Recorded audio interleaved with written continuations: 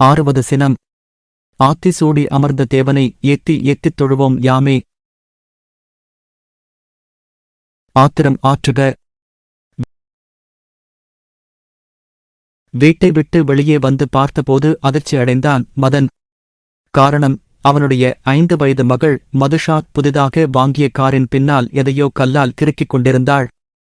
அவனுடைய ஆத்திரம் கண்ணை மறைத்தது. மின்னலென விரைந்து சென்று தனது மகளின் கையில் இருந்த கல்லைப் பிடுங்கி அந்தக் கல்லால் பிஞ்சுக்கைகளை நசுக்கி நாசம் செய்துவிட்டான். அப்பா என்று அச்சிறுமி அலறிய போதுதான் கோபத்தில் செய்த கொடுஞ்செயலை மதன் உணர்ந்தான். மனைவி உஷாவும் பதறி ஓடி வந்தாள். அனைவரும் அதே காரின் ஏறி அருகிலிருந்த மருத்துவமனைக்கு விரைந்தனர். மருத்துவர் சிகிச்சை கொடுத்துக் கொண்டிருக்கும் போது மதனுடைய மனசாட்சி அவனுடைய குரல் வளையை நெரித்துக் கொண்டிருந்தது.